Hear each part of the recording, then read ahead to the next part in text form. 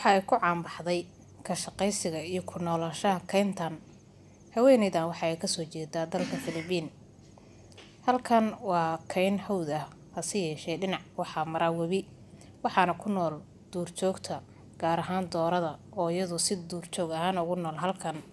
Haweeneydan waxa ay ka kalluumaysataa ama ka ugaarsataa duurka, waxayna isku dayaysaa in ay disho, kabacdina ay karsato dooradan oo iyadu si duurjoog ahaan halkan ugu nool.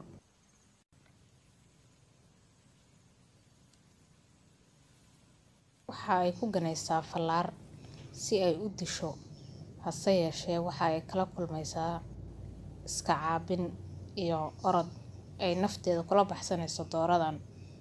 Hase yeeshee iyada go'aankeedu waa sidii ay ku qaarajin lahayd, isla markaana ay ku qaban lahayd doorada. Ma ahan doorooyinka annagoo aan naqaano oo kale, waxay u nooshahay sidii duurjoogta oo kale, mana ahan mid ogol in dadku ay ka soo ag dhawaadaan.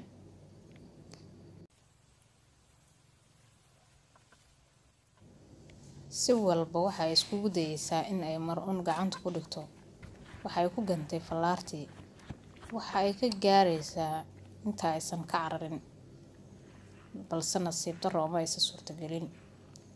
Waxay weli ku hawlan tahay sidii ay u qaban lahayd, hase yeeshee waxa ay aad u dhex jeexaysaa dhirtan iyada oo aan wadan wax kaba ah, sida ka muuqatana korkeedu waa mid cad oo ama eka qof duurka si nolosheeda ku maaraysa ama ku nool. Hase yeeshee dadka reer Filibiin qaarkood ayaa noloshan ku nool. Haweeneydu waxay isku dayaysaa inay disho.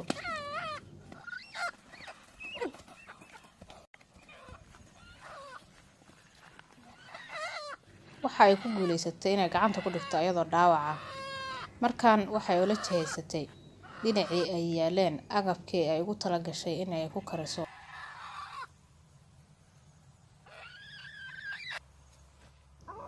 Shuruucda iyada u degsani waa in ay markay soo ugaarsato kadib ay raadisaa qoryihii ay ku karin lahayd. Waxayna isku dayaysaa inay halkan ka diyaariso qoryo ay ku karsato dooradan ay soo ugaarsatay. Shaqadeedu ma aha mid sahlan, hase ahaatee waxaa la yaab ah in hilibka doorada amase duurjoogta kale ee ay karsato aysan meel kala geenayn ee ah mid ayadoo halkan ku cunaysa.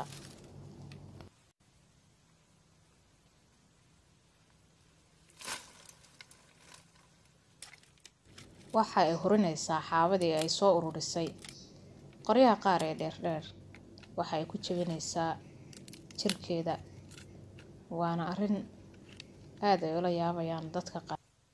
Kayntaani waa mid cidlo ah oo ma lahan wax dhaqdhaqaaq ah ama qof bani aadan ah oo halkan ku nool. Ayaduse waa u farxadeeda. Doorada dabka ayay saaraysaa, kadib markii ay dhogortu gubato ayay u adeegsanaysaa in ay gacmaheeda ku rifto.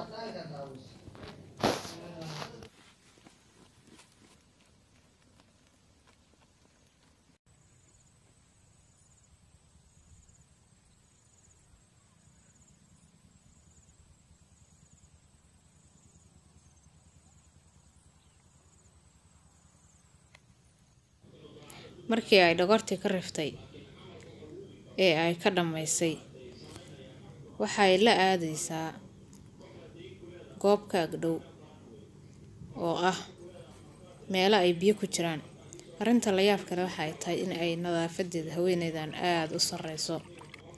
Waa ay dhaqaysaa oo ay nadiifinaysaa. Kadibna waxa ay isku dayaysaa in ay jarjarto.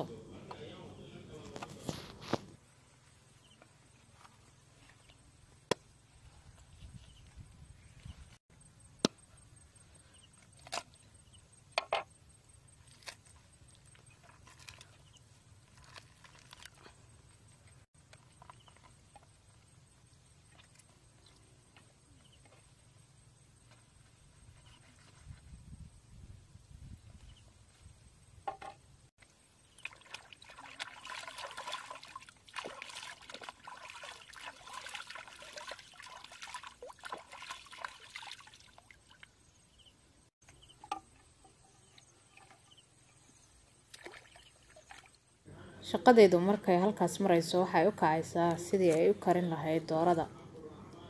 Waxa ay dhagxaanta amase waxa ay reer miyigu u isticmaalaan dabka iyadoo isticmaalaysa geedo dhulka lagu taagtaagay. Dooradii waa ay jarjaran tahay, waa diyaarsan tahay. Waxa halkan u yaalo waa basbaas, toon iyo qumbe. Intaba waxay u isticmaalaysaa karinta chicken-ka amase doorada. Waxyaabaha la yaab kale waxaa ka mid ah in agabkan ay dabka u isticmaalaysa ay yihiin dhammaantoodba kuwo laga sameeyay dhirta. Qumbaha biyihiisa ayaa ah dheecaanka amase maraqa ay ku karinayso digaagan.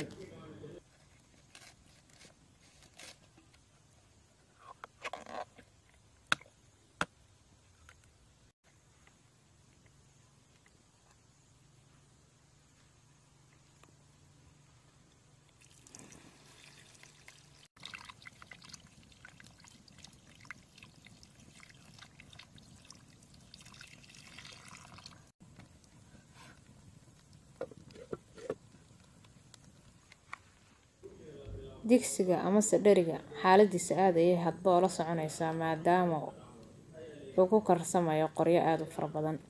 Waxa ay ku dartay basbaas, toontii iyo sidoo kale dhanaankii oo ah cusbada. Waxayna hadba si dhow ula soconaysaa xaaladiisa maadaama uu yahay mid aad u karaya.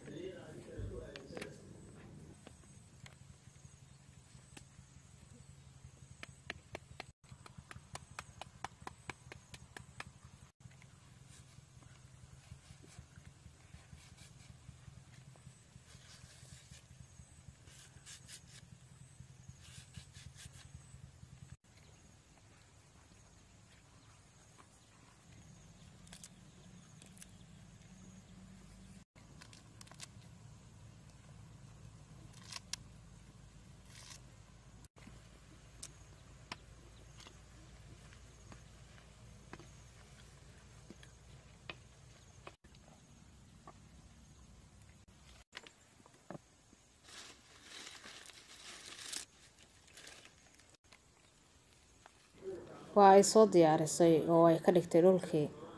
Arinta xiisaha leh waxay tahay in halkan chicken-ka ay ku haysahay uu yahay mid aan ayada ka badnayn oo ay dheecaanka iyo hilibkaba ay halkan ku asturayso. Dadka ka shaqeeya xuquuqda duurjoogta waxay cambaareeyeen falka dadka ku nool halkan ee ah qaabka ay u ugaarsanayaan duurjoogta noocyadeeda kala duwan. Hase yeeshee iyagu ma ahan hadalladaasi kuwa ay dhaga uga duleelaan.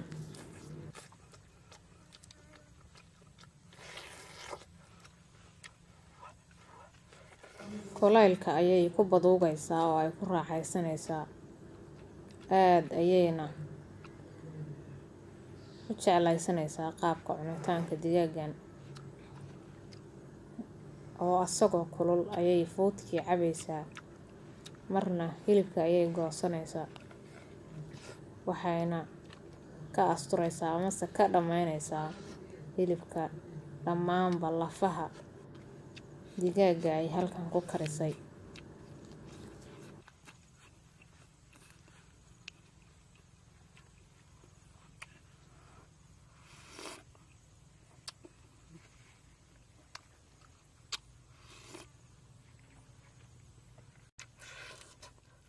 Marka aad eegto hilibka diyaarintiisii iyo khudradda kala duwan ee waxyaabaha ay ku dartay caafimaad ahaan ma ahan wax u roon aadanaha oo waxa ku badan saliidda, cusbada iyo basbaaska.